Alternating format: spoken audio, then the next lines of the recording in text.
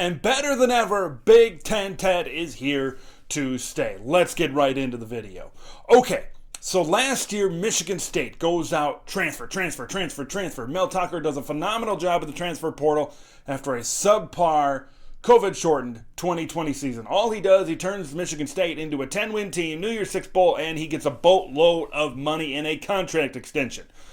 One team that's been doing very well in the transfer portal this year is the University of Nebraska, right? They go out, they hire a completely overhauled offensive coaching staff. Mark Whipple, offensive coordinator, Donovan Raiola, running backs coach, all new guys. But the main guy, right? We're going to talk about Nebraska and how well they've done in the transfer portal.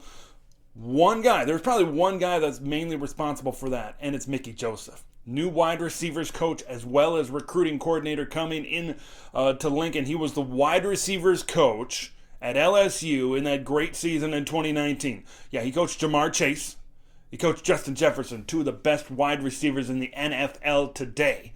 So not only is he great at developing and coaching wide receivers, he's good at bringing them in too. Recruiting, he's done a phenomenal job. So I want to ask the question, could Nebraska be 2022's version of the 2021 Michigan State, right? Below average team.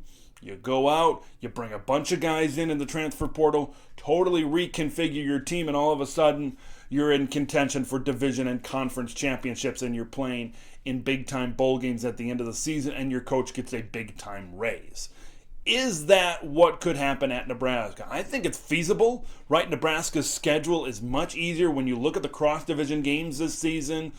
Indiana, Rutgers, and Michigan, and they play the Wolverines at home this season. Let's look at why. Why am I feeling this way? Why am I asking this question? Well, when you look at the transfers, when you look at the personnel, it all comes down to the players, right?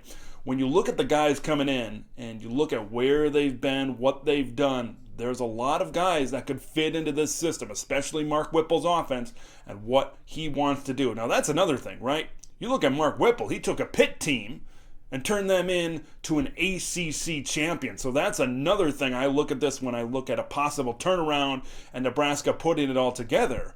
It's Mark Whipple and Mickey Joseph working together to make that offense explosive in 2022 for Nebraska.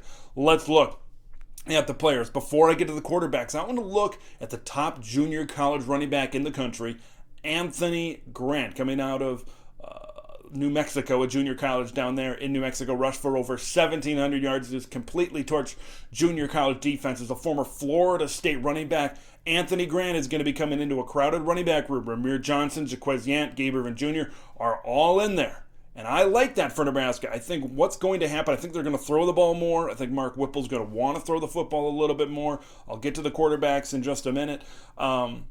But I think I hate to use the term running back by committee because it makes it seem that there's not a lot of great or good running backs in the room. There's going to be a lot of really good running backs, but I don't know if one guy is technically going to get a brunt of the load. They're going to utilize all of those guys in that running back room. Let's get to the quarterbacks. Texas transfer Casey Thompson, right? Quinn Ewers slides right in to Texas, so obviously he's probably going to be the starter. Casey Thompson says, I'm going elsewhere. Threw for over 20 touchdowns this last season for Texas after taking over for Hudson Card towards the beginning of the season. But Thompson can sling it. I like Casey and what he brings to the table, watching some film on him, and I think he's got a good head on his shoulders, and I think he can do some things. Chuba Purdy, he's a guy transferring from Florida State. Once again, highly talented, didn't get a ton of time at FSU.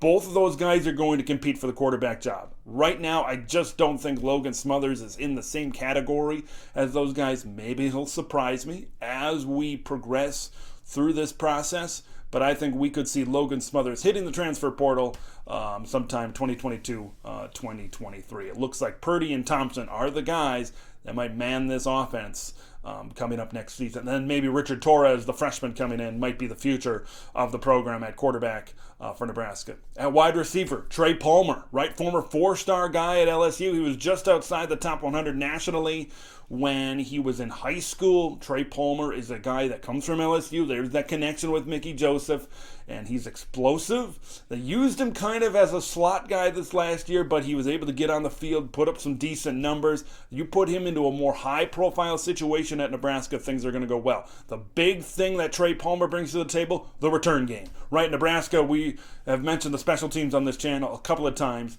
from last year's season. The thing about Trey Palmer, he's a great returner. He's an explosive returner, and Nebraska had absolutely no threat when it came to that last season. Dedicated special teams coach this year. You bring in a returner like Trey Palmer, I think the special teams is going to make an upswing for Nebraska. They brought in some good kicking as well. Offensive line help.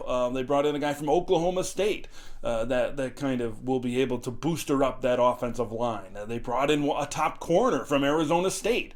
This is right now the third-ranked transfer class in the Big Ten. I would probably put it a notch above Michigan State. I'd probably put it at number 2, not quite at the level of what Tom Allen has at Indiana, but there's no doubt about it. This is the first positive experience with the transfer portal that Nebraska has had, and I think there's a possibility with the combined weaker schedule this year. You get Oklahoma at home, you get Wisconsin at home, I believe they swapped that game, and you get Michigan at home. So good amount of your tough games are at home. I want to hear what you guys think. Husker Nation, what do you think? Big Ten Nation, do you think I'm crazy? Let me know in the comments below. Make sure you subscribe for all sorts of upcoming great Big Ten content. We'll see you in the next one.